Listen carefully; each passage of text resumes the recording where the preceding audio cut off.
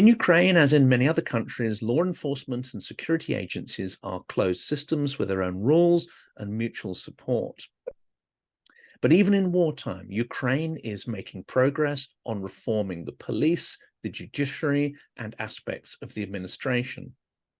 On top of that, there are tens of thousands of war crimes being committed and which need to be investigated. My guest today is an expert on reform, transparency, governance, civil society, and corruption. We'll be talking about how Ukraine is making progress on all of these fronts to defend individual rights and liberty, even in wartime. And we will also look at the importance of striving for modernity in Ukrainian culture and institutions and in this process of change. Welcome to Silicon Curtain Podcast. If you like the material we create and our fantastic speakers, please do like and subscribe, as it will help other people find the channel. Also, please do consider becoming a patron or buy me a coffee to support the work that we're doing. Olena Tregub is a Ukrainian expert in policy analysis, policy design, and reform implementation, with a special focus on corruption prevention in economic and security sectors. Since 2017, Olena has been Secretary General of NATO, the Independent Defense and Corruption Committee, an international oversight body created by Transparency International. It's her mission to strengthen democratic oversight over defense spending, increase accountability and transparency of the sector, which of course is critical in wartime. And this is becoming a hotly debated topic in the run-up to the 2024 US election. Before joining the Ukrainian government, Olena built her career abroad in journalism, policy analysis, education, and international development. She's also worked at the UN headquarters in New York, has taught international relations in American universities, and cooperated with the New York Times and Kiev Post. Now, I don't know if all those details are up to date, Olena. Please do correct anything that I may have left out. Well, I was half a year elected also as the member of the Anti-Corruption Council of the Ministry of Defense. That's something most recent. And that is probably where we'll start. I mean, you've been involved in a huge portfolio of international development projects, but perhaps critically is this issue of transparency and accountability, because we now see a huge influx, obviously, of munitions, ammunition, supplies, hardware coming into Ukraine. So what are the major challenges here about showing value and transparency to international partners? We have, of course, all this assistance flowing into Ukraine, but we need to differentiate between lethal assistance, weapons, as you mentioned, and all other kinds of assistance, monetary assistance that goes through microfinancial channels into Ukrainian treasury, also humanitarian assistance, material assistance. Those are all different streams. And when it comes to some serious military items, defense, we do not have any issues with this assistance because it has been checked multiple times by inspectors from Department of Defense from the United States, and all of them concluded that there is no issue. All the big serious weapons in Ukraine, starting from Javelin, from Stinger, they are being tracked through a barcode, through an electronic system, which is available to Ukraine and to our international partners. So we need to, of course, pay more attention to non-lethal assistance, to how humanitarian aid is being handled, to how we spend our public funds. Those are more complicated issues, more difficult to track, and right now US is also stepping up effort even in that area to be more active, since indeed they are using this topic very much in their election, and for them it's much more political right now. And of course, Russian propaganda has always made a big thing out of corruption, which of course is deeply hypocritical. But this narrative around corruption has been picked up, hasn't it, by especially those who are opposed to supporting Ukraine, those in, say, the GOP, the Republican Party, and indeed on the hard left in the US and other places. And they're picking up on these Russian narratives, and they're seeking to weaponize it for, their own electorate to try and defund the support. You've talked about the sort of transparency, the checks, the balances, the controls. How is it possible then to overcome the propaganda narratives when clearly systems and processes are in place, but that narrative doesn't sort of take any account of that? Well, I think it is important to just explain to general audience that Ukraine actually has a lot of anti-corruption institutions in place, including multiple independent anti-corruption agencies, anti-corruption bureau, corruption prevention agency, high anti-corruption court.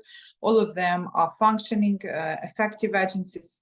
We also have the most transparent system in the world of asset declaration among public officials, including those who serve in the military. For example, if you are a soldier, but at the same time you are responsible for procurements for your unit, you are supposed to declare all your assets, income, all your property in this electronic database.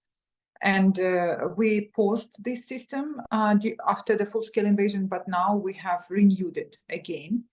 All those mechanisms, they don't even exist in many of the Western countries. And when it comes to general corruption, indeed, it's surprising even for me that we improved by 1 point in corruption perception index during the full-scale invasion.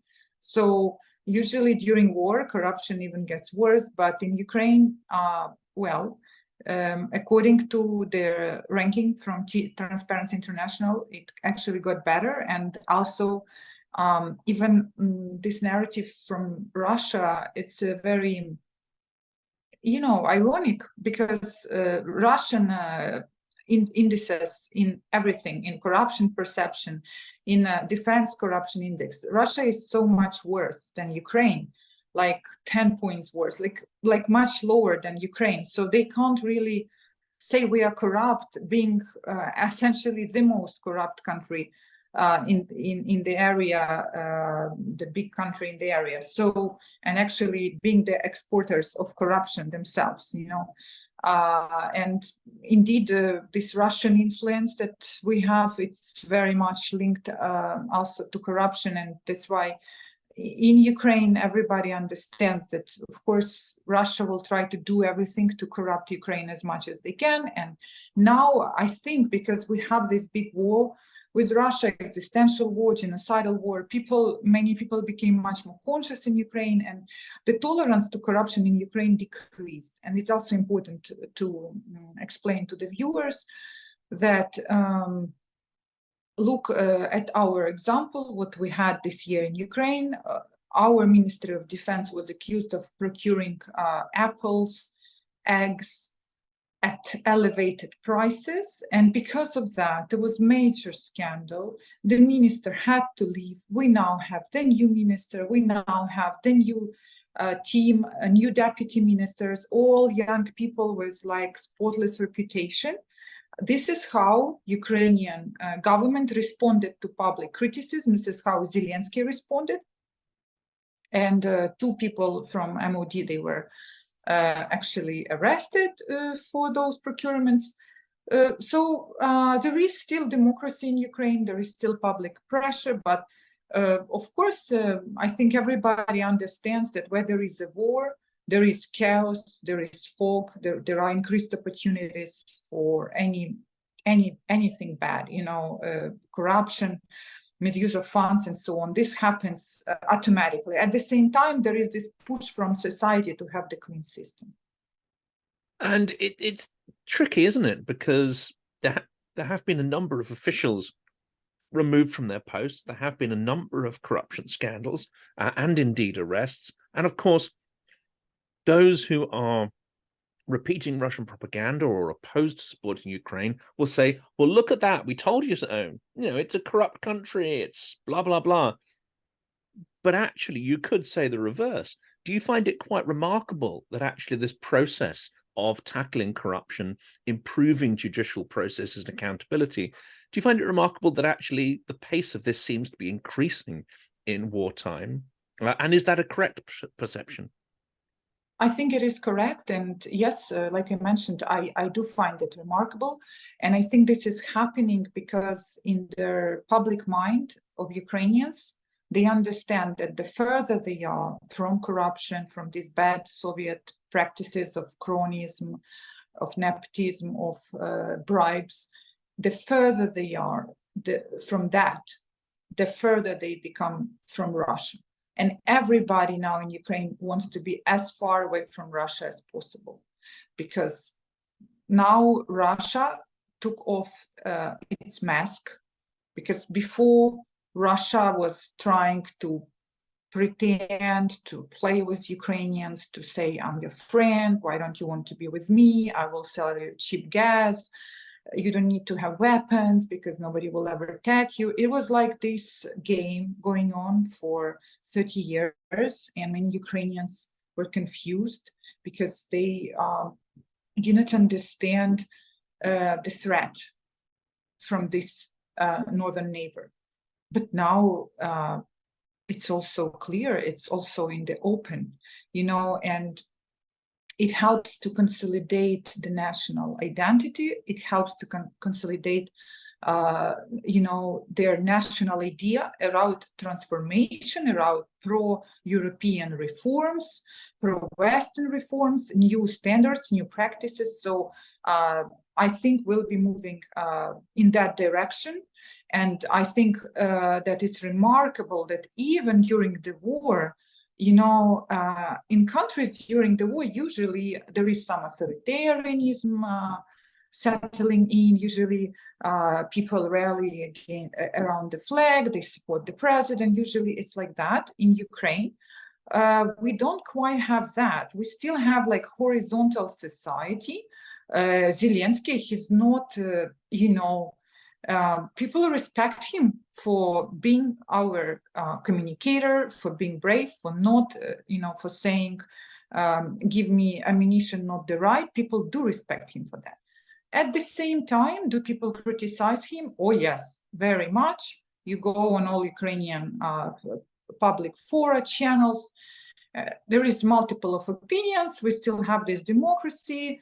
And so he feels that in order to become legitimate president, not only he needs to wage this war, but he also needs to respond to the public need for reforms for anti-corruption. And I want to remind you that he even came to this position as a president on the anti-corruption promise. Zelensky has essentially won a presidency took the presidency from hands of Poroshenko, because Poroshenko was accused of corruption, in particular defense corruption. So, but then the war started, and people, of course, forgot a little bit after those horrible events in Bucha and so on, when you can't really focus on anything when you see such horrible existential stuff.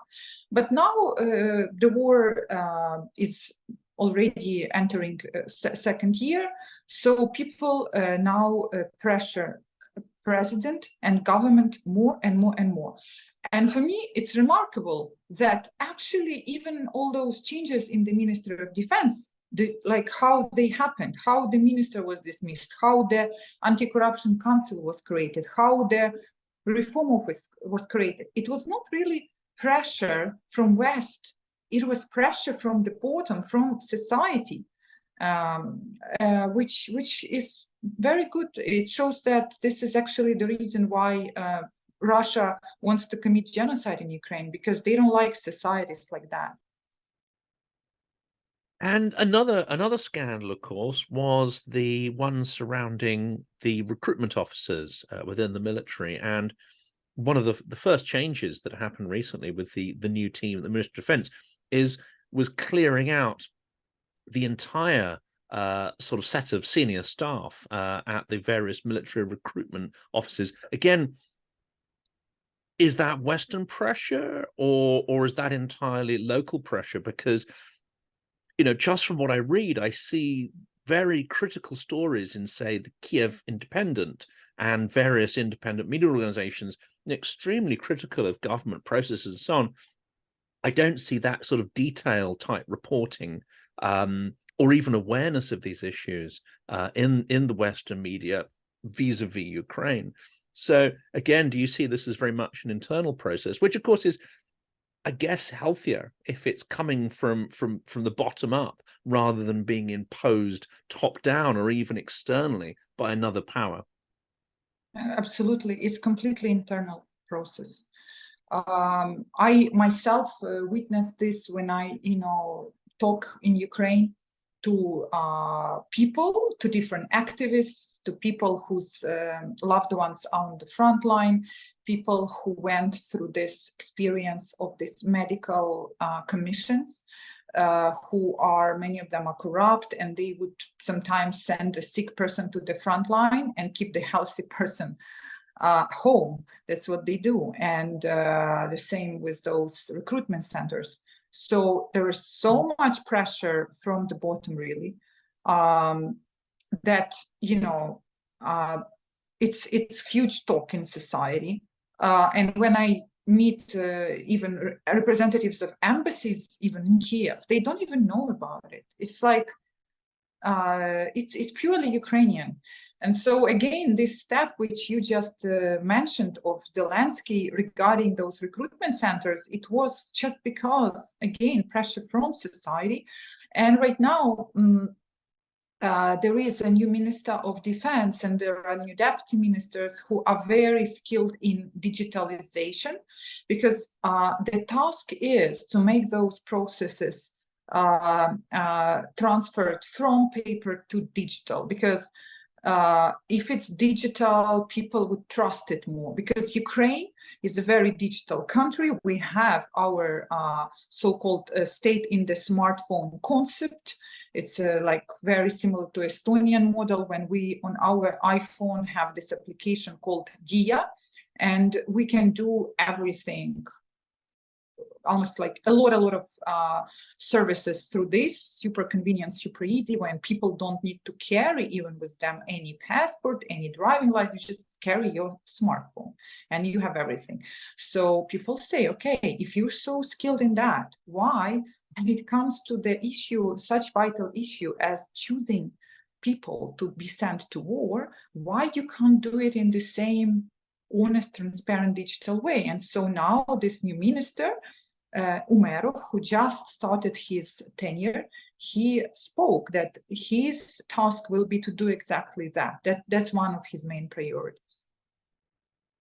That's fascinating. And I wanted to turn back to the topic of corruption, something I think very interesting that you mentioned earlier, and that is that not just corruption, but also nepotism and what goes along with that, that people have come to recognize that these are tools of oppression, not just internal oppression, but also they are a strategic tool used by Russia. It doesn't just export corruption because it's a way of behaving. It actually, uses it strategically to make other countries weaker, which helps to dominate. Do you have any insights of how this process worked, and perhaps how that process was used prior to the full-scale war, and indeed prior to 2014, to, say, weaken Donbass, to try and dismember Ukraine and dominate it? Yeah, of course. We even published several reports at Transparency International, corruption as a statecraft, how exploring actually in depth how Russia is using these tools. There are multiple venues. One example I can give you is how throughout the whole Ukrainian independence, Russia was corrupting Ukrainian presidents with those subsidized gas and oil prices.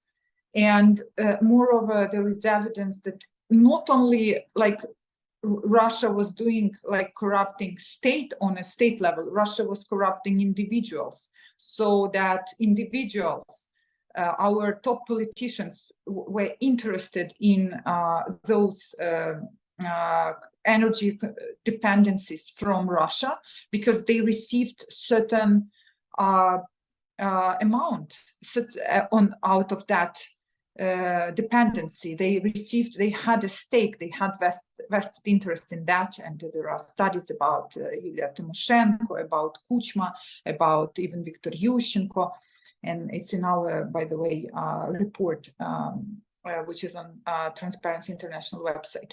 And most recent examples when it comes to defense sector, there was our president, so-called Yanukovych, who essentially is now acknowledged to be a Russian agent. And he was very corrupt, and he appointed a person, Solomatin, to be, for example, the head of the whole Ukrainian defense industry, and to create a defense conglomerate called Ukroboronprom. And he presented this as if it's an effort to consolidate Ukrainian defense industry. But in reality, what he was doing, first of all, he was creating this system of channeling corrupt revenues upstream to the government, plus creating a system which would be easily controlled by Russia. And we have now evidence that this is what he was doing. Again, this example, yes, but now he's also ran away, Yanukovych ran away, and we are now reforming this whole sector. Ukroboronprom stopped existing. We now created a joint stock company, Ukrainian defense industry, and trying to move away from this legacy. When Russia corrupted our whole defense industry and linked it with its own defense companies even closer. And same thing, how remember our manufacturer who produced engines for heavy lift military helicopters, Bohuslayev, their owner of Motor Sich, he was arrested. And again, he got this. How did he receive control over this strategic defense company? We studied this, and definitely there was corruption involved. The way this used to be state enterprise, the way it was transferred to him under Kuchma presidency, it was not really legitimate. It was corrupt practice. But then when we study, okay, why did this guy receive this company? Oh, turns out he's a Russian agent, you know? So, and he was, and you know why he was arrested finally now, and we were, as anti-corruption watchdog, we were speaking about this on media freely, and everybody was sort of like suspecting him that, yeah, he might be Russian agent. Now, finally, during the war, when we shot down some of the Russian helicopters, and our military approached those captured weapons, and they saw that there is a stamp of Motor Sich on engines of them, then, okay, he can't be covered up anymore, and he was arrested. But who was covering him up for so many years? Apparently some corrupt people from Security Service of Ukraine, who also happen to be, of course, who? Russian agents. So it's all interconnected. And finally, of course, now during the war, we have this process when we try to clean our system from those influences, which, as I gave you in those examples, very often go together. And that's an ongoing process. And of course, Ukraine's survival as an independent country, but also the survival of Ukrainian identity, is very intimately linked with solving these problems. How extensive do you think is still the problem of Russian assets, agents, sympathizers, and are certain sectors more prone to that? So, for instance, you know, if they're embedded in the Secret Service or the Ministry of Defense, this is extremely dangerous. If they're in other parts of the civic administration, maybe it's less dangerous to survival, but nonetheless, you know, not great. Do you have any sense of where you are in that sort of struggle to clear out, you know, the old people, the corrupt people, and the agents? My feeling is that we are on the right track, and we are much better off right now than before the full-scale invasion. There is a very simple indicator. If we had enough of those people, Russian agents plus corrupt actors, prior to full-scale invasion, Russia would have already invaded us. Because this was actually calculation of Russian government, of Putin, that they penetrated us so much that once they just roll across the border with tanks, all these agents, they become active in Ukraine and welcome, and we seize the country. It didn't happen just because majority of people in those positions were honest, patriotic Ukrainians, and they dominate. They do dominate. And they, of course, understand that it is a deadly threat for them to have somebody working with them on doing some dangerous high-level issues, and that person might be actually a Russian agent. They do understand it. It's a matter of survival. So right now, we see how they are cleaning like those critical bodies for national security. They are doing it much more now, of course, during the war. And we have many arrests. We have many, like examples when we see people just disappear because they just run away from Ukraine. Many people unexplained, they were like in Ukraine, the war started and we don't see them around. And we wonder, why is this person left? Why this person doesn't want to fight with us against Russia? The answer is maybe this person was Russian agent all along, and now Russia took him out or something like that to the other jurisdiction somewhere. So it's a process, and I think we just need to be persistent in this. And I like that in society there is open discussion in Ukraine about this. For me, of course, for my expectation, I would want this process to happen much earlier. We have example when we had member of parliament who was known to have this pro-Russian position. He was affiliated with Yanukovych. He was Nestor Shufrich. And why he was arrested only several weeks ago. And they came to his house.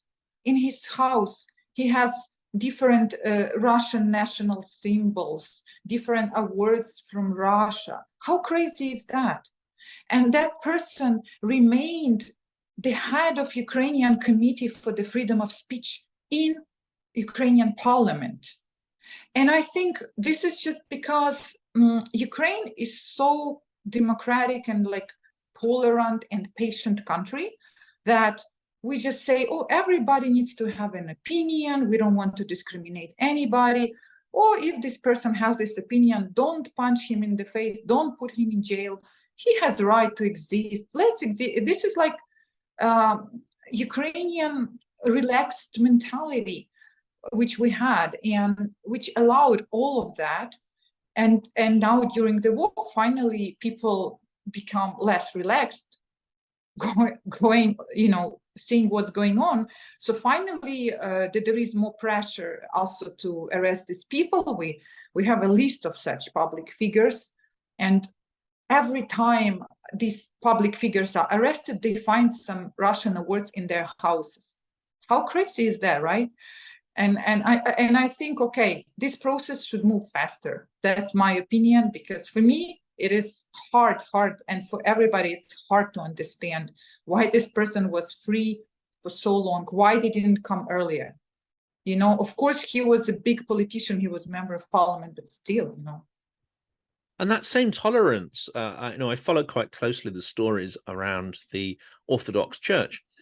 And of course, the Orthodox Church under the Moscow Patriarch has traditionally had a very large presence within Ukraine. But again, one of the narratives that Russia puts out there, and this works unfortunately quite well with some on the sort of evangelical Christian side in the US, that Ukraine is an intolerant country, that it's persecuting Christianity, that you can't have freedom of belief. And yet the thing you described there is happening with priests as well. You know, they go and they raid monasteries and so on, and they find out that the priests are not just fulfilling their spiritual duties, but are actually a nexus for Russian influence, maybe even some propaganda, or even, you know, terrorist cells and so on. And now, anyone who studied the history of the Orthodox Church under the KGB and the Soviet Union will perhaps not be quite surprised at that. But is this an example of the sort of Ukrainian tolerance that has let this sort of covert invasion happen over years and even decades? Absolutely, it's exactly the same example, because we observed the actions of the Russian church in Ukraine for years and years and years, and they clearly were acting always to support the Russian interest. Now we have material evidence, because yes, when some of those priests are arrested, again, what do they find in their home? Awards from Russia, instruction from Russian FSB, guns, money, cash, all you imagine. And but before that, wasn't it clear that these guys were actually representing essentially FSB? That's like they were penetration of a modern KGB inside Ukrainian state. Of course, it was clear, because I remember when we had election and Yanukovych was running, and Yanukovych was Russian candidate. I remember that in this church of the Moscow Patriarchy, these priests were telling to their people, let's have a collective prayer for Yanukovych to win. And they were distributing leaflets with the prayer for Yanukovych. Imagine that. Now they were doing much more wild stuff, because they were now sponsoring the war. They were sponsoring terrorism, these guys. They were helping the war effort. They were doing all the horrible stuff, which is absolutely not Christian, you know, at all. So there should be no confusion. Ukraine is super, super tolerant. And the problem of Ukraine, it has been too tolerant.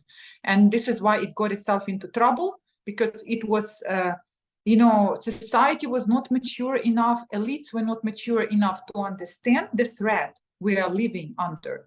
And they completely allowed like everything in Ukraine, including these malign and dangerous influences. Now that tolerance is going to be tested, and the transparency we've talked about is going to be tested. And I want to turn to the topic of rebuilding Ukraine. Now, let's assume, as I think many people watching this channel assume, that Ukraine will be victorious, not just in the sense of the conflict ending, but actually its maximalist goals of retaking Crimea and Donbass. I think that is not impossible by any means. Let's assume that's happened, and we get onto the topic of rebuilding. First of all, you know, the scale of investment, the scale of funds, money, material that's going to flood in is going to be huge. So how do we ensure transparency around that? How do we even plan to make sure that investment is well spent, and, you know, cities are sort of rebuilt in a way that is forward looking? But the other question, the other side of that, is going to be, what do you do with territories that have been under occupation, where not only these Russian habits and practices have corrupted industry and officials, but also the brainwashing techniques have poisoned people's minds against Ukraine? This is going to be an immense, multifaceted challenge, isn't it? Well, indeed, but I just want to express my opinion that I think we are now not very close to achieving this goal, which you just mentioned. I think that what Ukraine should focus on right now is to how to build investment and this reconstruction during the war, so that we have our economy running, we have money flowing, even when we're fighting Russia. The way things are unfolding right now, it seems increasingly that it will be their scenario, rather than us quickly accomplishing this goal and then dealing with the aftermath. We do not see the aftermath yet. And there was this like multiple, there were these conferences in London about reconstruction and so on. The issue is that we cannot have any reconstruction before we have security, before we have, peace in a conventional sense of this word. And first, we need to receive, for example, a lot of air defense. We also need to make our own weapons, our own missiles for air defense, and then we can talk about functioning economy and reconstruction. So that's my point, that it's for me, it's a bit like premature to talk about reconstruction, and it's a little bit like shifting the focus. But of course, we see that the donor community and Ukrainians are already preparing for this future. They are already answering these questions, how we're going to monitor, that we will unite efforts of the international donors with local civil society, with digitalization.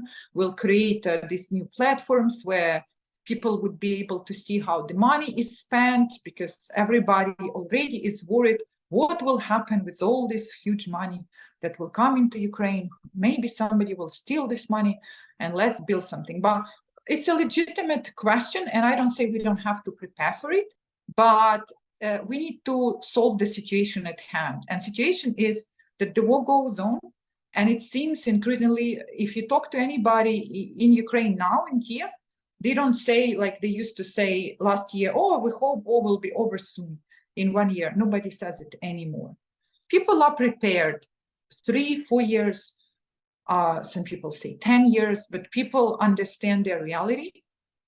And those territories which you mentioned that were under Russian occupation since 2014, we don't really have a timeline when we're going to get them back. So I think for us, it's important to focus on maintaining the country which is under our control, to make sure that this country has economy, has population, that people have life in Ukraine, that people don't go and relocate permanently. This is our task right now. And that's absolutely fascinating, because one of the things that I found most surprising about Lviv is not just that it's a vibrant modern city, that it's incredibly European. It was the extent of the tech industries, and it was driving through new suburbs where apartment blocks are being built, tech parks are constructed. This isn't the impression I think most people have of Ukraine. But maybe it's the fault of the media. People want to see victims. They want to see heroes and villains and victims. But it's clear that Lviv has an incredibly vibrant economy, that businesses are relocating from those areas of the country that are less secure. But you've got incredible construction, and it's not just throwing stuff up chaotic fashion, which again is probably one of the fears, that if there was a whole influx of money, it would be badly spent. There's actually, incredibly well planned out districts, buildings, corporate headquarters and stuff that's being built. To my mind, indistinguishable from any kind of European standard. That perhaps was incredibly surprising to see that happen in wartime. And I guess this is what you're talking about, is accelerating the pace of economic development, because that's the best route to future security.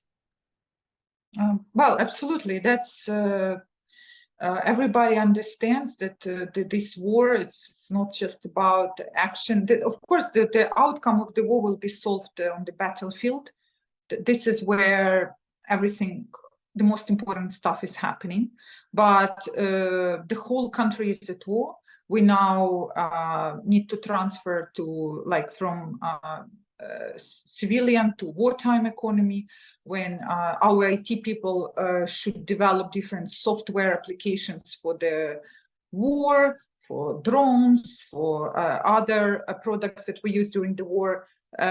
We understand that we need to attract assistance and investment.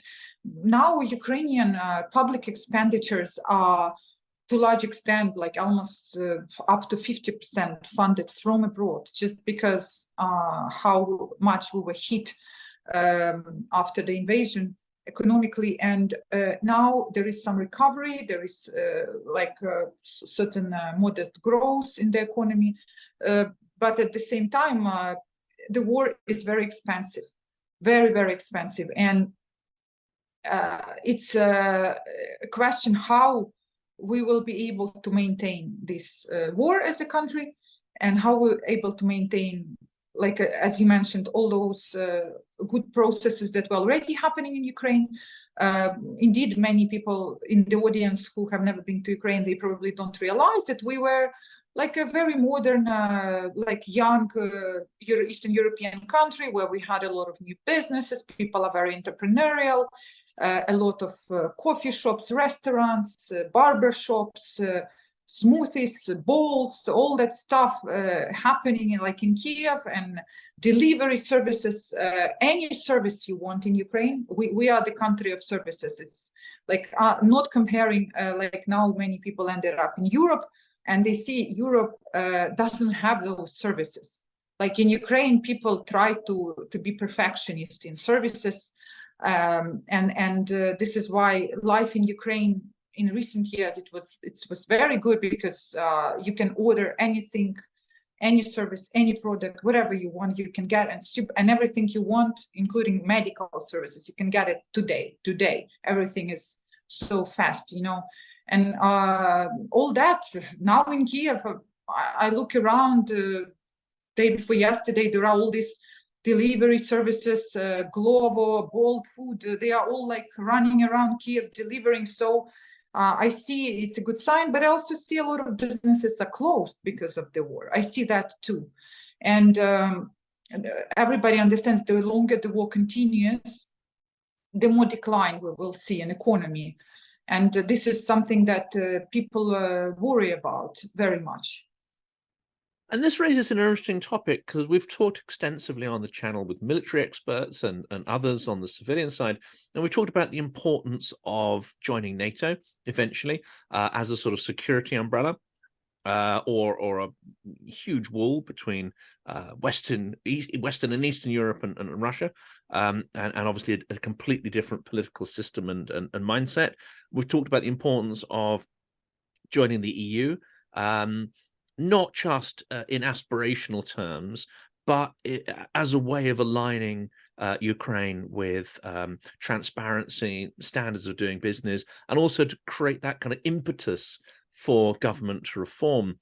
Both of these, however, are probably contingent on the more maximalist victory that we've just been talking about, which is potentially much further down the road. So is it important now for Ukraine to say, well, this is the long-term ambition, but we cannot rely on NATO for our weapons and defense. We cannot rely on the EU to help us reform.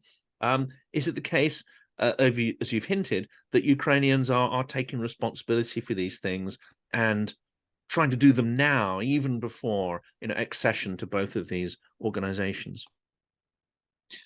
Yes, indeed. I see increasingly that Ukrainians are thinking about how to survive, how to exist in this war. They now increasing, for example, manufacturing of ammunition. They are looking for joint ventures with NATO companies to produce some weapons, to repair weapons. So indeed, there is right now effort to be more self-sustainable. At the same time, it's not possible for Ukraine to survive without all this Western assistance, because look who is attacking Ukraine, a country with such territory, with second largest army in the world. It's just not realistic to imagine that Ukraine can cope itself with such enemy, and many Ukrainians expect that we would receive invitation to NATO at the next Washington summit, not to be accepted into NATO, but to be at least invited. And of course, there are some discussions about maybe we will receive security guarantees like Finland did and like Sweden did for the meantime, when we are preparing ourselves, reforming ourselves to join NATO. I'm not sure how realistic that is, but the aspiration of Ukrainians to join NATO and the EU is very clear, and this has been, also accelerated during the war. Now, when we received candidacy to the European Union, I see how hard Ukrainian civil servants are working. Their unit for Euro-Atlantic integration in the government, they are trying to adjust our legislation to be in line with the European legislation and meet all the requirements really fast.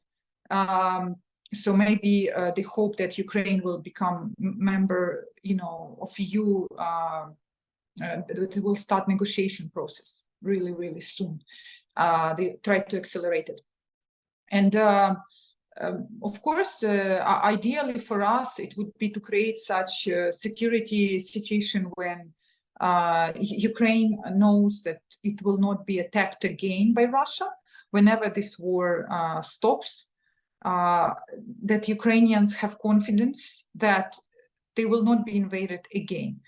And only then we can talk about investment climate, about all those positive things. Because even though, as you mentioned, Ukraine is reforming itself to be close to EU standards, to have fair justice, to have a business environment, to have, rule of law, all those things, democracy, free media, all these wonderful things are nothing if we know that any day we can be hit by a missile, or a tank can come to this wonderful city where we have all this beautiful democracy and freedom. This is why, of course, everybody understands somehow we need to create this security situation, and how we do it by building Ukrainian weapons arsenal, building Ukrainian army to the extent that Russia would be deterred. It's not very realistic in the short-term perspective. Do we do it? The only way most people agree that the only way is to become NATO member.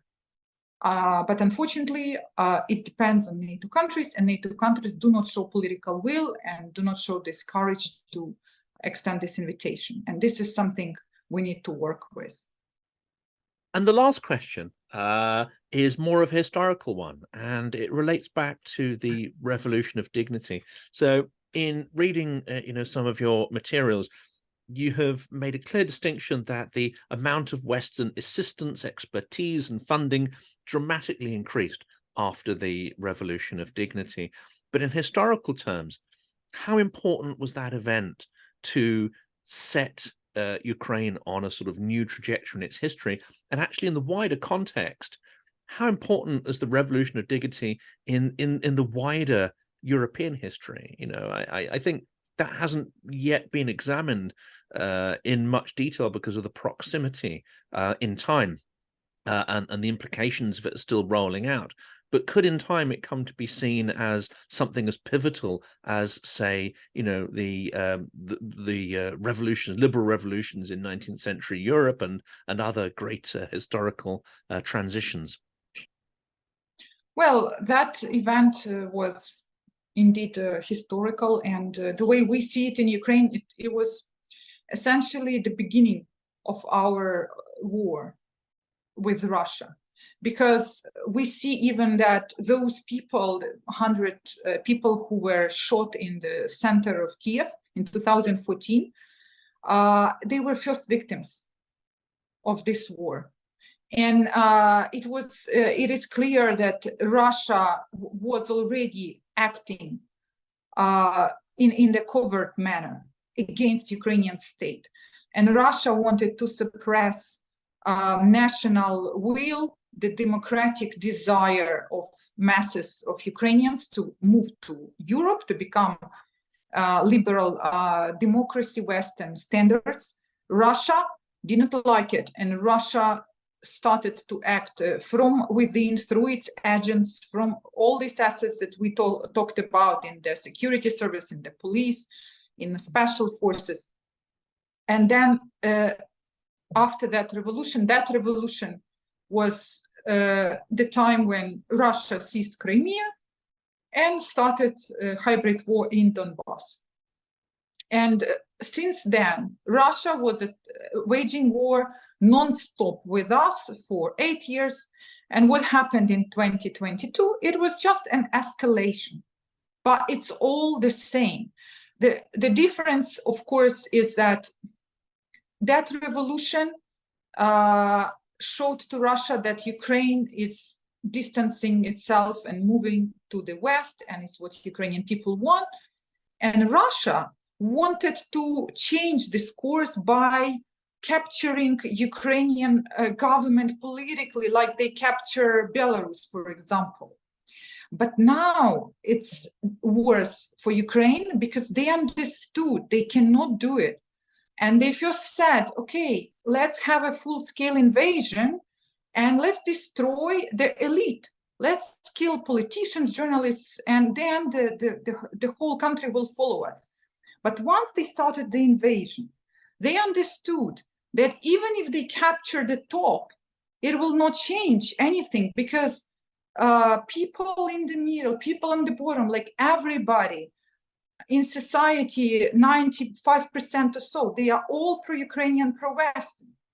And this is why now they slided right into genocide, because essentially now they don't have this goal, let's just kill the government. They say, like, let's just kill all those who want to be Ukrainians and who want to be Europeans. And those are majority of Ukrainians. That is absolutely terrifying. It is exactly, you know, what I see unfolding as well. And I think there are still many in the West who don't understand that full shift from colonial aggression to genocidal aggression. I think it's so important you brought that up. We'll be exploring it in other videos and other interviews as well. But Olena, thank you so much for the incredible work you do. Thank you also so much for your time to explain these critical issues to the audience today. Thank you for your interest and for the work that you're doing. Thank you.